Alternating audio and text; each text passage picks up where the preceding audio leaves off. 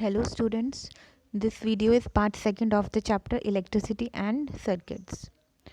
So today's topic is a bulb connected to an electric cell.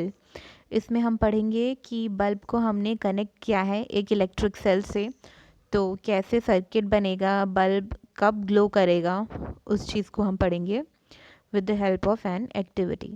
Activity 2 में आपको क्या करना है, you have to take 4 lengths of electric wire with differently colored plastic covering.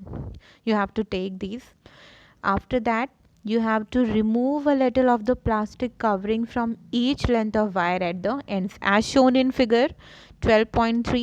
इस तरह से आपको जो वायर है उसकी प्लास्टिक को रिमूव करना है so that जो मेटालिक वायर है वो एक्सपोज्ड हो सके. क्लियर? उसके बाद आप क्या करेंगे, फिक्स करना है exposed part of the two wires to the cell and the other to of the bulb. दो एंड्स जो है वायर के वो आपको इलेक्ट्रिक बल्ब से कनेक्ट करने हैं और जो ओपन एंड्स आपको दिखाई दे रहे हैं ये एंड्स आप कनेक्ट करोगे बल्ब से as shown in figure 12.4. Clear? तो आपका जो ये सर्किट बनेगा कुछ इस तरह से दिखेगा जैसा कि आप देख रहे हो figure 12.5 part A. Clear? After that आप ये जो वायर्स हैं इनको आप स्टिक कर सकते हो इलेक्ट्रिशियन टेप से, जो ब्लैक कलर की टेप होती है आप उससे कनेक्ट कर सकते हो. और इसके बाद आप क्या करोगे, इनको कनेक्ट करने के बाद में इस तरह से ए से एफ तक के ये जो आपको अरेंजमेंट्स दिख रहे हैं ये 6 अरेंजमेंट है, तो इस तरह से आपको 6 अरेंजमेंट्स बनाने हैं. फिर आपको चेक करना है कि बल्ब किस कंडीशन में ग्लो करेगा. ठीक है, तो आप क्या करेंगे, आपको येस या नो बताना है. तो आप ए पार्ट में देखिए, इसमें जो दो वायर्स हैं दोनों कनेक्ट है बल्ब से. इट मीन्स कि जब दोनों वायर्स कनेक्ट होंगे सर्किट पूरा कंप्लीट होगा और क्लोज्ड होगा, तब बल्ब ग्लो करेगा. अगर आप बी पार्ट में देखिए तो इसमें आपको ब्रेकेज दिखाई दे रहा होगा, है ना. यहाँ से जो वायर है वो डिस्कनेक्ट हो रखी है, तो इस केस में जो बल्ब होगा वो ग्लो नहीं करेगा. As same in the case of C case में भी क्या हो रहा है, जो अपर मोस्ट पार्ट आप देख रहे हो वो ओपन है.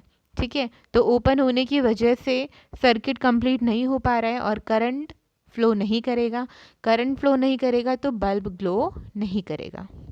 Similarly in the case of D, E and F also. ठीक है, एफ में भी क्या हो रहा है, ब्रेकेज हो रही है, तो इस वजह से एफ में, हाँ एफ में क्या किया हुआ है इन्होंने, यहाँ पे सर्किट जो है वो कंप्लीट हो रहा है ना, लेकिन डी और ई में कंप्लीट नहीं है, यहाँ पे ओपन सर्किट है. एफ में कंप्लीट है तो यहाँ पे भी क्या होगा, बल्ब ग्लो करेगा. ठीक है, अब हम पढ़ेंगे इलेक्ट्रिक सर्किट के बारे में. इलेक्ट्रिक सर्किट क्या होता है, तो एक्टिविटी 2 में आपने बहुत सारे अरेंजमेंट देखे. ठीक है, one terminal of the electric cell to the other terminal through wires, यहाँ पे कनेक्ट था एक टर्मिनल दूसरे टर्मिनल के साथ में.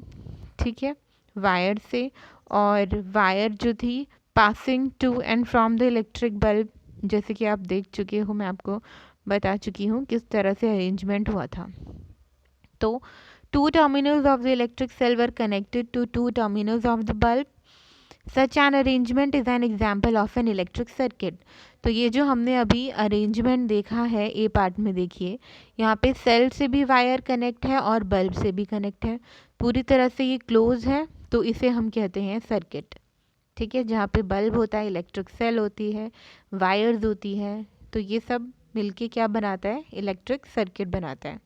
इलेक्ट्रिक सर्किट जो होता है वो एक कंप्लीट पाथ प्रोवाइड करता है जिसके थ्रू इलेक्ट्रिसिटी पास हो सके, और इलेक्ट्रिसिटी पास होने को ही हम करंट फ्लो भी कहते हैं. ठीक है, इलेक्ट्रिसिटी पास होना, करंट फ्लो होना, बोथ आर सेम थिंग्स. ठीक है, दोनों टर्मिनल्स के बीच में करंट फ्लो करेगा. तो जो बल्ब है वो ग्लो करेगा कब, जब करंट फ्लो करेगा थ्रू द सर्किट. जैसे कि मैंने आपको अभी बताया था कि बल्ब कब ग्लो करेगा, जब करंट फ्लो करेगा पूरे सर्किट में से, और अगर कहीं पे वायर की ब्रेकेज हो जाती है और जो सर्किट है वो कंप्लीट नहीं हो पाता, तो उस टाइम पे बल्ब ग्लो नहीं करेगा। I hope this is clear to you students. तो आप देखिए फिगर 12.6 में करंट की डायरेक्शन दिखाइए, किस तरह से करंट फ्लो हो रहा है। ठीक है, करंट कैसे पास हो रहा है, through the filament of the bulb, और इस वजह से जो बल्ब है वो ग्लो करेगा। Sometimes an electric bulb does not glow even if it is connected to the cell. कई बार क्या होता है, इलेक्ट्रिक बल्ब जो है वो ग्लो नहीं कर पाता भले ही वो सेल से कनेक्ट हो। तो ऐसा क्यों होता है, क्योंकि जो बल्ब होता है वो फ्यूज़ हो चुका होता है। अगर बल्ब फ्यूज़ है तब भी वो ग्लो नहीं करेगा। क्लियर? आपको फ्यूज़ बल्ब को केयरफुली चेक करना होता है कि उसमें फिलामेंट जो है वो प्रॉपर है या फिर ब्रेक हो गई है। अगर फिलामेंट ब्रेक हो गई है इट मीन्स कि जो बल्ब है वो फ्यूज़ हो चुका है और अब वो ग्लो नहीं करेगा। तो उस केस में आपको फिर बल्ब चेंज करना होता है। क्लियर? अब इलेक्ट्रिक बल्ब जो है वो फ्यूज़ होता है, उसके बहुत सारे रीज़न्स होते हैं। एक रीज़न ये हो सकता है कि जो फिलामेंट है वो ब्रेक हो गया हो। A break in the filament of an electric bulb means a break in the path of the current between the terminals of the electric cell.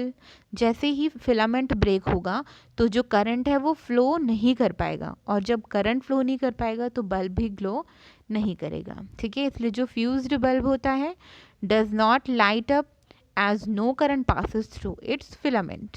Clear? अब आप बता सकते हो कि जो बल्ब है वो किन केसेस में ग्लो नहीं करता है। So thank you.